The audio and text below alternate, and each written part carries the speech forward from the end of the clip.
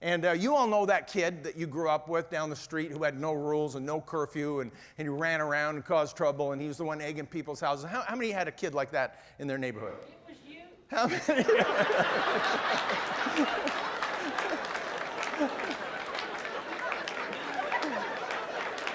Thanks for coming, Mom.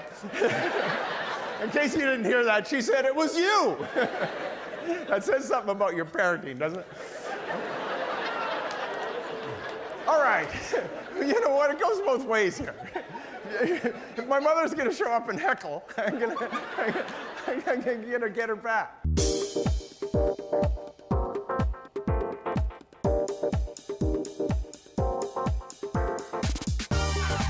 Welcome to Church of the Rock from Winnipeg.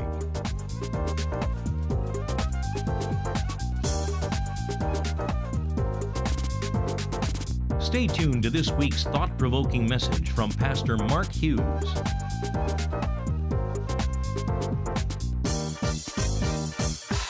Does anybody know what time it is?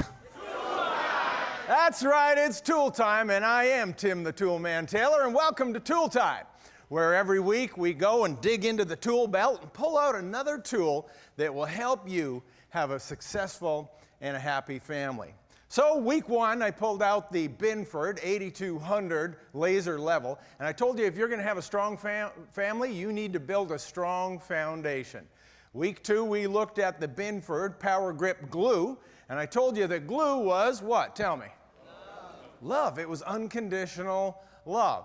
And so this week what we're going to be doing is I'm going to be reaching into the tool belt and pulling out a few tools, and we're going to be talking specifically about some principles to do with parenting. See, if you have a job to do and you want to do it well and you want to do it fast, what do you need? More power. Darn right, more power. And that's why today we'll be looking at the Binford Power Lock Tape Measure. There you go, eh? So, let's talk about this for a moment. You all know the tape measure. And what do you do with a tape measure?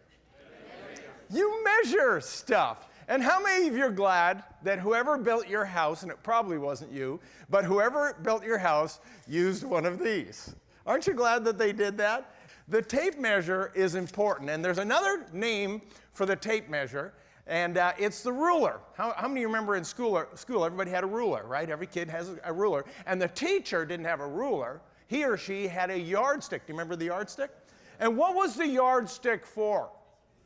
Hitting you. That's what, I know some of you younger people think I'm joking. I am not joking. That is what they did. They had the yardstick sitting on their desk. Now, they would go to jail for this today, but in those days, I think it might have been encouraged. And, they would come and slap your hands. I had a grade 9 teacher, Mr. Stevens, and he used to keep that yardstick right on his desk, and if anyone ever fell asleep in his class, he would go walk over to them quietly and hit them over the head. I'm not kidding. He was a little more aggressive than the average teacher because he was a gym teacher. And you know how it works. Those who can do, those who can't teach, those who can't teach gym. And I heard that of Mr. D. And anyway, so I managed to go through all grade 9 without ever falling asleep and without ever being hit on the head. But I did get hit once with that. And what happened was I said something particularly stupid in class. I know that would be a surprise to you. And he took that yardstick and he pointed it at me. And he said, Mr. Hughes, at the end of this ruler is an idiot. To which I said, which end?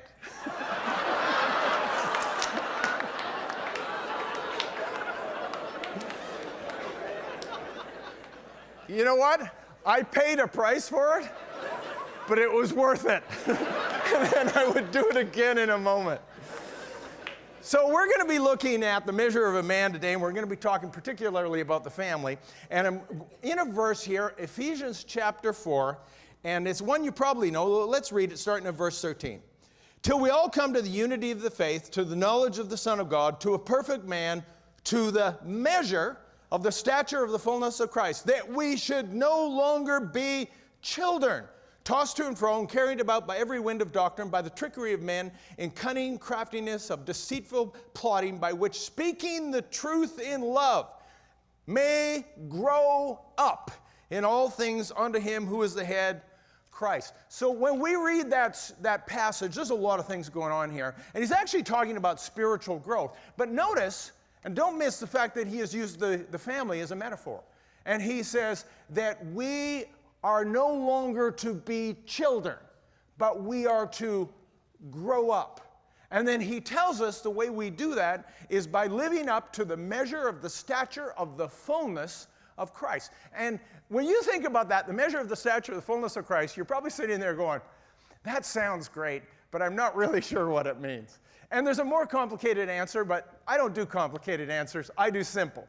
And the simple answer is this: the measure of the stature of the fullness of Christ is using Christ as the standard of measurement for who we are and what we do. And you know, if we don't have Christ as our measurement, if we don't look to emulate him, what do we have? What is the measure? And you know, I realize this, that we're never going to live up to Christ. I mean, if he's our example, we're never going to fully live up to his example, right? None of us can do that. But you know that when you build, that you never actually get anything completely square, completely level, or completely plumb. You have a measurement, you have a standard, and you try to live up to it, and you come close. There is not a single building on this planet that is perfectly square and straight and plumb. That's just a fact. You can ask any builder that. You just get it as close as possible. And the same thing is true with us. As Christians and as Christian families, we're never going to be just like Christ, but what we do is we aim for that. That becomes our target. Paul said, imitate me as I imitate Christ. And so that is the measure, that is the standard in which we try to live up to, right? So you're getting the basic gist on that. And so in the family, what we have to do is try to live to a Christian standard. And see, here's how it works.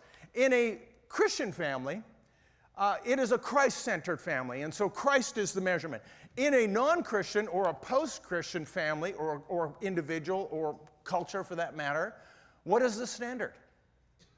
You're the only standard. I mean, if I don't have Christ in my life, what do I have? Just me, right? And so all I live up to, and that's why the world is such a mess, because the only standard they have to live up to is themselves. And they have people saying, well, you know, do whatever feels right to you. How can that possibly work? If everybody just does what feels right to them, right? You know, quit your job, you know, leave your spouse, run away with the circus, you know. You deserve to be happy, right? And so we have this world that's falling apart because they have no standard. And so Christ becomes our measurement. And that's what this verse is talking about in a spiritual thing. But I think it's also talking about it in the sense of a family. And see, when we don't have this standard in our family, what you do, if you can't compare yourself to a higher model like Christ, then you will compare yourself to other people. And you've all seen that. You know, you probably growing up, you probably did something really bad, and you got bawled out by your parents. And you said, well, I'm not as bad as Billy down the street. How many of you pulled that one? You told him you weren't as bad as someone else down the street. Of course, Billy's the biggest creep on the whole block. You know, try to set the bar a little higher than Billy. And what we do is we try to compare ourselves to other people. And what virtue is there in that? It's like this story of this small town had these two brothers, and they owned a lot of the businesses in town. And these guys were liars, and they were cheats, and they were scoundrels, and they cheated people, and they ripped people off, and they were not liked by anybody. And then what happened was one of these brothers died. And their surviving brother came to the pastor. They had never been in church in their lives. And the surviving brother comes to the pastor and says, I want you to do my brother George's funeral. And I will give you a donation towards the church of $10,000 under one condition, that during the service you refer to my brother as a saint. So the pastor says, deal. And so he goes home, tells his wife sort of takes fit and says, what, you can't do that. You know, he wasn't a saint. He says, no, I got it covered, honey. Don't worry about it. So on the day of the funeral, they got the casket out front, and the pastor's talking about the deceased. And he said, George here, who's passed away, you all know him. And of all the men I've known, he was the biggest liar, cheat, and scoundrel I have ever known. But compared to his brother, he was a saint. It's all relative, isn't it? So let's weave this measurement into the family. What does it mean in the family? You see, I told you last week that the glue of the family was unconditional love. And love never fails, and that is absolutely true. But just because you love someone unconditionally doesn't mean you let them do whatever they want in life. right? The scripture that we just read says that they need to grow up, no longer be children, and they do that by speaking the truth in love. So if you love someone enough, then you speak the truth to them. If you love them enough, then you're willing and wanting to tell them the truth because you don't want them to stay as children and babies and immature, and you want them to grow up. And you see, unconditional love without a few rules is a disaster. Now, let me illustrate this. So the family goes down to the pet store. They're going to buy a pet, and they pick out a little pet puppy. And they bring the pet puppy home, and they've adopted this pet. I mean, they didn't even know this pet before.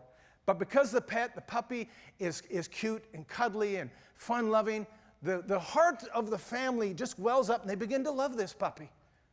And then it pees on the floor. And then what do? Do you stop loving the puppy? No, you continue to love the puppy, but you modify his behavior, right? So let's take this into the relational world. So your daughter gets a new boyfriend. So just on, out of a matter of principle, you want to hate him, right? And that's reasonable. I don't see any problem with that. So she's going to bring him over to meet the family. And so she brings the new boyfriend over. And it turns out he's cute and he's cuddly and he's fun-loving. And the heart of the family overwhelms with love for this new member of the family. And then he pees on the floor. What do you do? You know what? This might not be a perfect example. I was trying to get it to line up perfectly. But I want to talk about this whole idea about rules, because rules are really important parts of the family. But here's the problem with rules, is that if you don't have any rules, that will produce rebellion. And you all know that kid that you grew up with down the street who had no rules and no curfew, and he ran around and caused trouble, and he was the one egging people's houses. How many had a kid like that in their neighborhood? How many?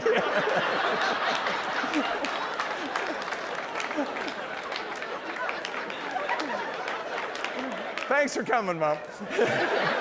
In case you didn't hear that, she said it was you. That says something about your parenting, doesn't it? All right. You know what? It goes both ways here.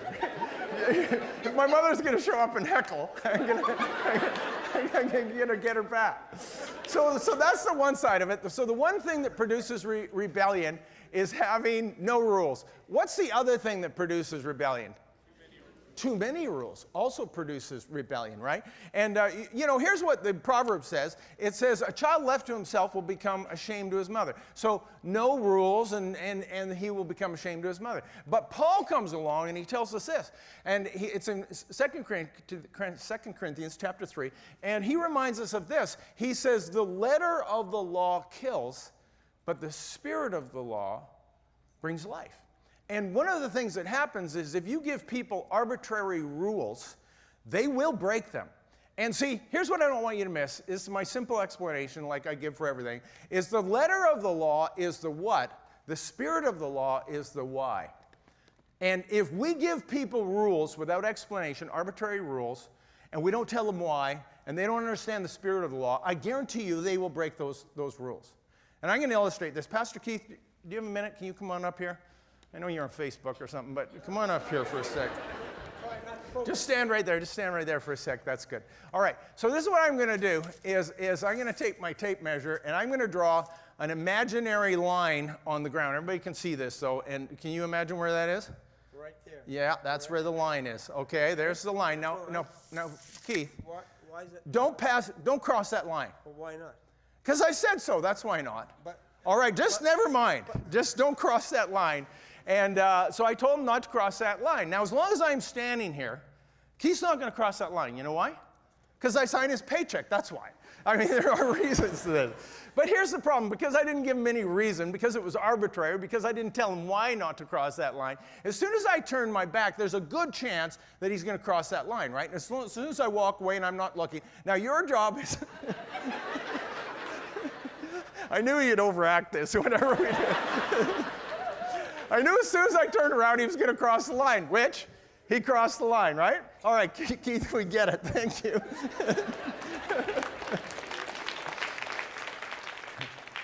And, we sort of set that up. You get the point. That's what happens. That's what we do. And you know why we break rules? Because we have a fallen nature. And it all goes back to Adam and Eve. And I want you to think about Adam for a moment. I mean, every time I think about this, I just find it remarkable. How many rules did Adam have? He had one rule. How many did he keep? None. He couldn't keep one rule. Don't eat of the tree. And I can't help but thinking if God hadn't pointed out the tree, it would have worked out better. Now I know he knew what he was doing. But he pointed out the tree and said, Adam, the tree in the midst of the garden, don't eat the fruit of it, for the day you eat, you shall surely die. And I'm thinking, Adam goes, what tree? What tree? I'm not supposed to eat it. And as soon as you put lines in the sand, people have this tendency to want to cross them. And that's part of our fallen nature. And we have so many rules in our life and so many rules in our family and so many rules at our workplace. And we think rules are controlling people. Rules do not control people. What they do is they precipitate rebellion. So God comes along and he's establishing the land of Israel. And he gives Moses how many rules, how many laws in total? Anybody remember?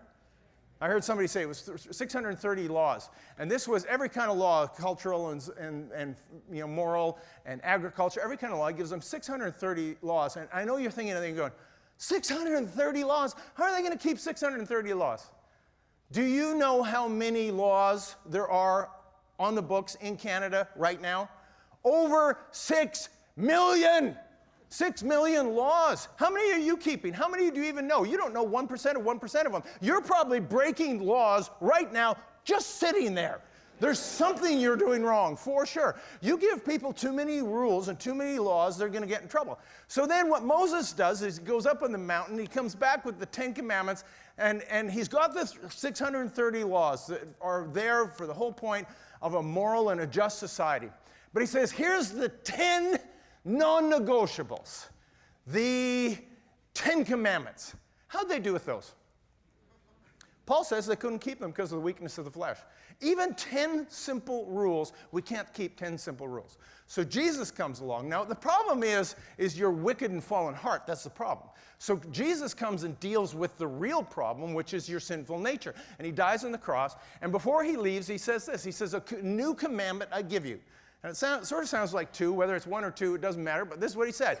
He said, you shall love the Lord your God with all your heart, all your might, all your soul, and all your strength, and to love your neighbor as yourself. And he says, all the law and prophets hang on these two things.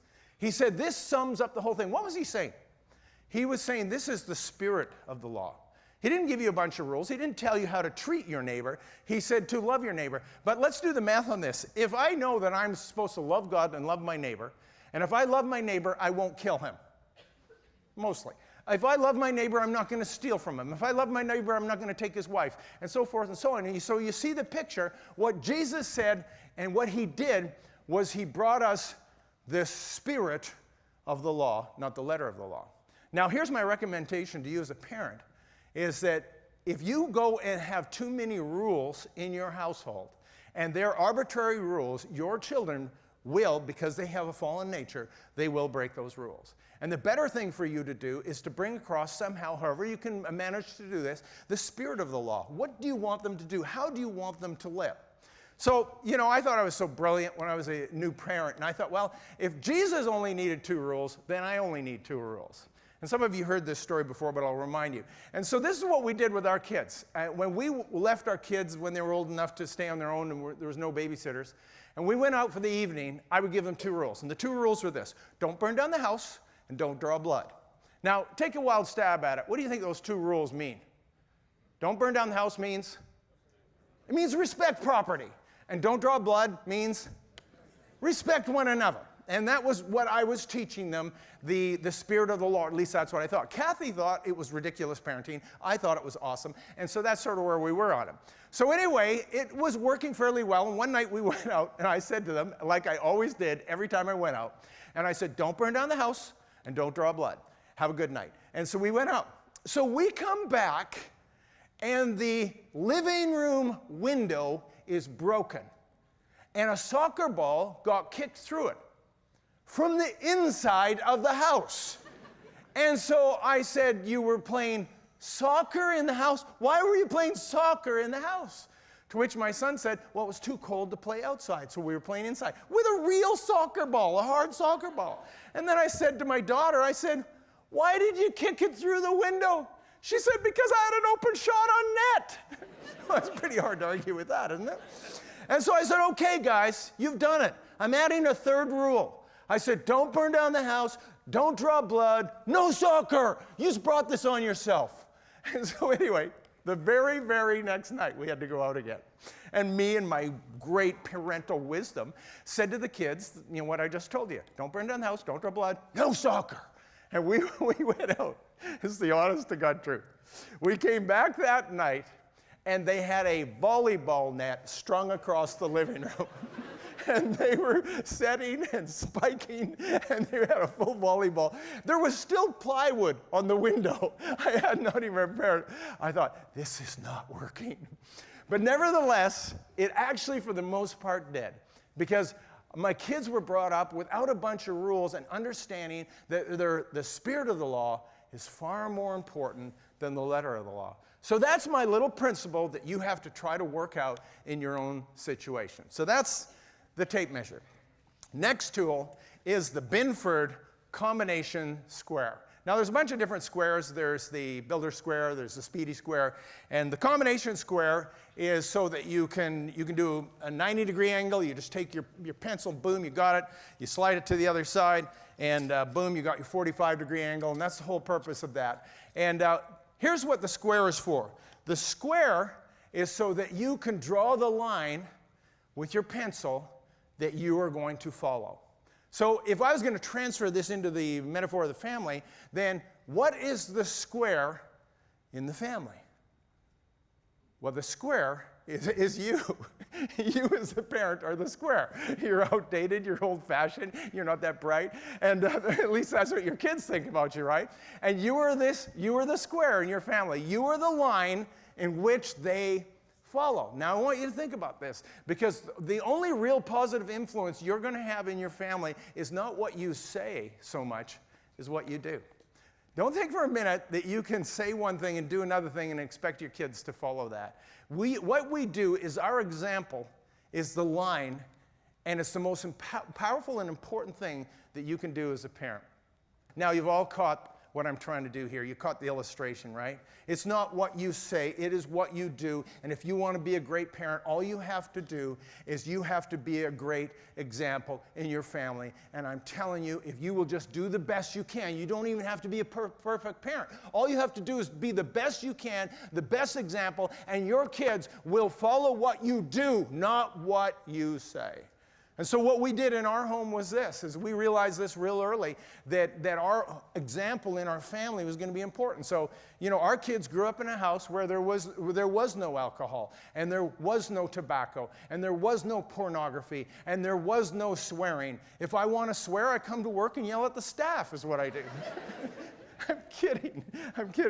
But this is so important, people, and that's what the square is, to produce the line for which your kids will follow.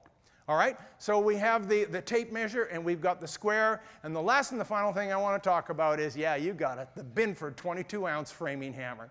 And you know, how many of the hammer is your favorite tool? I mean, you know, if the door doesn't close, you give it a good whack, right? If the plumbing's leaking, a couple of whacks with a hammer. Remember in the old days, we used to adjust the TV by whacking it? If you didn't get a good picture, you just whacked it, you know? And that's what the hammer's for. It is the persuader. But do you know something about the hammer? The hammer is actually obsolete today. Nobody builds with a hammer. They use nailing guns. And, you know, there's every kind of nailing gun you can imagine, from a brad nailer to a finishing nailer to a framing nailer to a roofing nailer. And it's all power nailers. And people are up there, bam, bam, bam, bam, and you've seen them and heard them, and some of you who build know what I'm talking about. But every carpenter still carries a hammer. Do you know why? Because sometimes that nail doesn't quite go in. And you have to give it a little persuasion. And in the family, every parent needs to carry a hammer. And every once in a while, you have to give a little persuasion.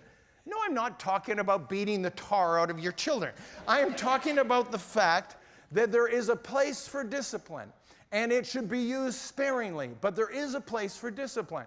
And discipline, see, even the scripture says, every son that God receives, he disciplines. And there is an important place for us to bring correction to our children when they are doing wrong. You have to have some form of discipline in your family. And the problem is today we have people that are raising their children completely and utterly without any form of discipline. There's this story of this kid, he's sitting at the table, he won't eat his meal. And so his mother had read a book that what you need to do to raise your children is just give them whatever they want. So she says, well, if you don't want to eat that, what do you want to eat? And he says, I want a worm. I want an earthworm. So she says, to her husband, John, go out and get an earthworm. So he goes out to the garden, brings an earthworm, puts it on the plate. And they said, why won't you eat it? He said, well, I wanted it cooked. And so they fry up the worm, put it back in the plate. And they said, why won't you eat it? And he says, well, I want Daddy to eat half first. So, Dad eats the half, and then he cries, and he still won't eat. And then she says, what's wrong? Why won't you eat it? He says, Daddy ate the half I wanted. Here's the point I'm trying to make on this. Everybody enjoys their children. The big question is, does anybody else enjoy your children? Right? And if people around you aren't enjoying your children, then maybe it's time for a little discipline. And understand what I'm talking about with discipline is not necessarily corporal punishment. What I'm talking about, even the scripture says, every son that God receives, he disciplines. And he's not hitting us. But what he does is he actually corrects us when we're doing wrong. And here's how I would articulate this thing. What we did with our children was this. It was another experiment that ended up working. What we did was we told them this, that if they behaved well, they would get rewards, and if they behaved badly, they would get punished. And how many of you know that's how life works? I mean, you be a good employee, what happens? You get rewarded, and you get promoted, and you get raises, and if you're a bad employee, and you're late, and you're lazy, and whatever, you get punished, and you get sacked, and different things. That's how life works. Life rewards good behavior and punishes bad behavior. Why would it be any different in a family? And we train them in these principles. So we did a lot of rewarding of our children. And we would say, if you do something right, you'll get rewarded. You do something wrong, you'll get punished. What do you like better? Well, even kids can figure that out. They like that. They prefer that far better than being punished, right? And so we brought our kids up with a lot of rewards and incentives. If they did things, we rewarded them. You know what? We barely had to discipline them. But every once in a while, you have to bring some level of discipline. And I have these parents, I hear it all the time. They say, well, we don't know what to do with our kids. They stay up all night playing video games. They won't come to church with us. They do whatever they want.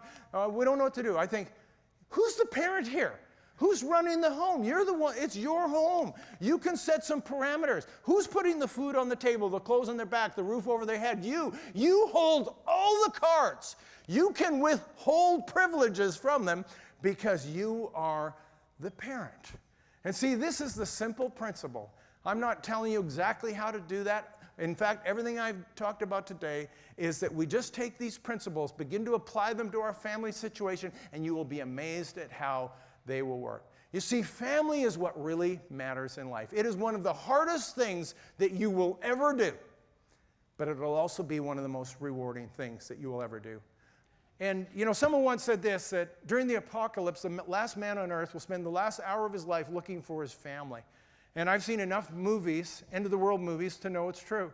Because that's what Tom Cruise did in War of the Worlds. And that's what John Cusack did in 2012. And that's what Dennis Quaid did in A Day After Tomorrow. And every single apocalyptic movie you can think of, that's what the last men in the world did, was they looked for their family. Because why? At the end of the day, that's all that really matters. Because God said he will turn the hearts of the fathers towards the children and the hearts of the children towards the fathers. And you see, family matters and love never fails. Church of the Rock has services every Sunday at 1397 Buffalo Place, and we invite you to join us when you're in the Winnipeg area.